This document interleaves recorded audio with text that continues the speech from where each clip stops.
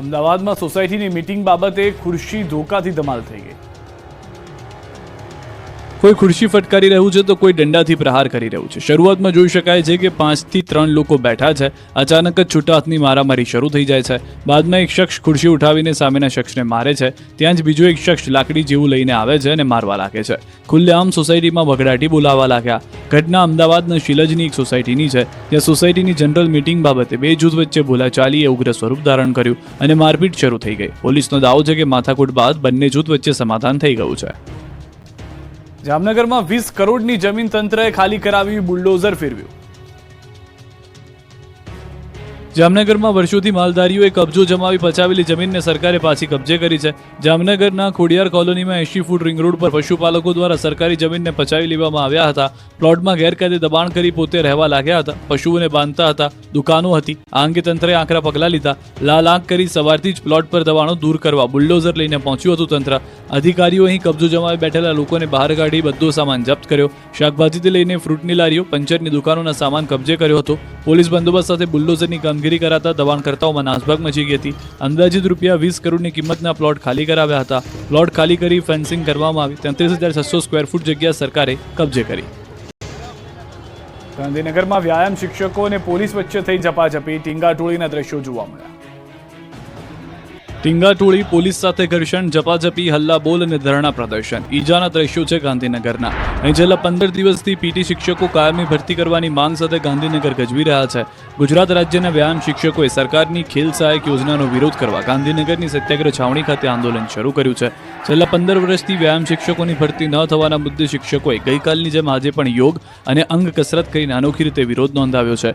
ગુજરાત રાજ્યમાં છેલ્લા 15 વર્ષથી કાયમી વ્યાયામ શિક્ષકોની ભરતી કરવા અને અન્ય માંગના બેનરને લઈને વ્યાયામ શિક્ષકોએ ઉગ્ર વિરોધ પ્રદર્શન કરતા ઘર્ષણ થયું। અંગ કસરતના દાવ, સૂર્ય નમસ્કાર, યોગ કરીને કાયમી ભરતીની માંગ સાથે વિરોધ નોંધાવ્યો। હવે સરકારના પેટનું પાણી નહીં હલતા વધુ એક વખત વ્યાયામ શિક્ષકોએ સચિવાલય બહાર દેખાવો યોજ્યા હતા। મોટી સંખ્યામાં જોડાઈને હલ્લાબોલ કરતા પોલીસ અને આંદોલનકારીઓ વચ્ચે ઝપાઝપી થઈ હતી। કાળઝાળ ગરમીમાં વાતાવરણ વધુ ઉગ્ર બન્યું હતું। સચિવાલયના ગેટ નંબર 1 પરથી હટાવવા પોલીસે શિક્ષકોની અટકાયત કરી હતી।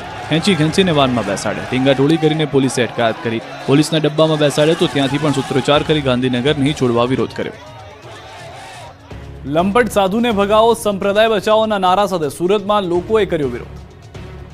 જે ઘનશ્યામ કંડારી છે એ સૃષ્ટિ વિરોધના કાર્ય કરે છે ને એની સામે એફઆરઆઈ થયેલી છે કે અમને આ ખોટા સંતો કોહાતા જ નથી।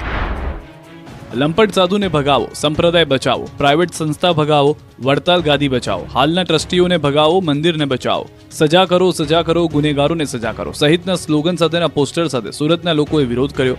સ્વામિનારાયણ સંપ્રદાયના લંપટ સાધુને લઈને રાજ્યભરમાં ભારે વિરોધ થઈ રહ્યો છે। લંપટ સાધુ ઘનશ્યામ કંડારીના વિવાદને લઈને સ્વામિનારાયણ સિદ્ધાંત હિતરક્ષક સમિતિએ સુરતમાં ઉગ્ર વિરોધ પ્રદર્શન કર્યું। કંડારી ગુરુકુલના ઘનશ્યામ સ્વામી તેમજ અન્ય જે સંતો પાપલીલા કરી રહ્યા છે તેમની સામે તાત્કાલિક પગલાં લેવામાં આવે તે પ્રકારની માંગણી કરવામાં આવી હતી। કેટલાક સંતો કલંકિત કૃત્ય કરી રહ્યા છે તે ક્યારેય ન સાંખી લેવાય તે અંગે જિલ્લા કલેક્ટરને આવેદનપત્ર આપીને પાપલીલા આચરનાર સંતોની સામે પગલાં લેવાની માંગણી કરવામાં આવી। લંપટ ઘનશ્યામ કંડારીની વિરુદ્ધમાં કલેક્ટરને આવેદનપત્ર આપવામાં આવ્યું। વિરોધમાં મહિલાઓ પણ જોડાઈ હતી। અનુયાયી મહિલાઓએ કહ્યું કે જે રીતે આસારામને જેલ ભેગો કર્યો તે રીતે ઘનશ્યામ સ્વામીને પણ જેલ ભેગા કરો। હવે પછી એ જ્યાં પણ કથા કરશે ત્યાં જઈને અમે એમને જાહેરમાં મારીશું।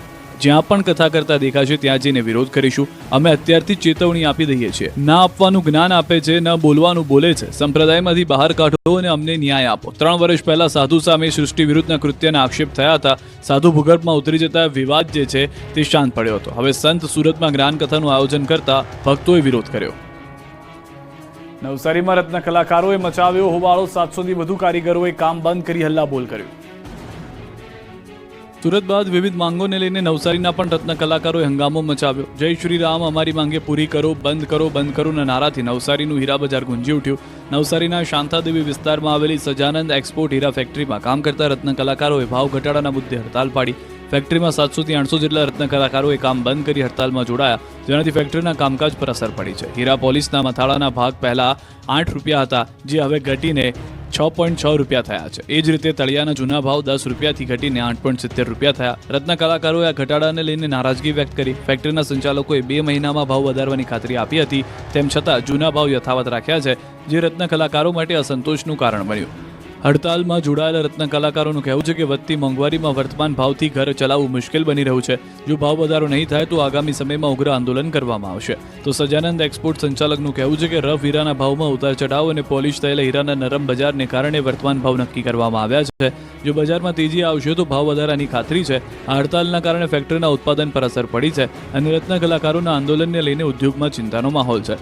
રત્ન કલાકારોએ સરકાર અને ફેક્ટરી સંચાલકોને આ મુદ્દે તાત્કાલિક ઉકેલ લાવવા અપીલ કરી છે.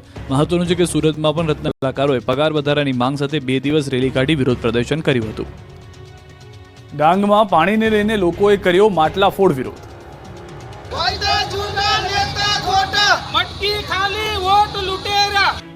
માટલાફોડ વિરોધ કરી ડાંગના લોકોએ પુરવઠા કચેરીને ગજવી. ઉનાળાનો પ્રારંભ થતા ડાંગના આહવા સુધી પાણીની પારાયણ શરૂ થઈ ગઈ છે.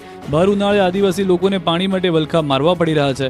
ડુંગરાળ વિસ્તાર નપાણીઓ બની ગયો છે. ત્યારે અહીંના સ્થાનિક લોકોએ એકત્ર થઈને 1 કિલોમીટર લાંબી રેલી કાઢી, જેમાં મહિલાઓથી માંડી પુરુષો બધા જ મોટી સંખ્યામાં જોડાયા. માટલા સાથે નારાબાજી કરી વિરોધ પ્રદર્શન કર્યું.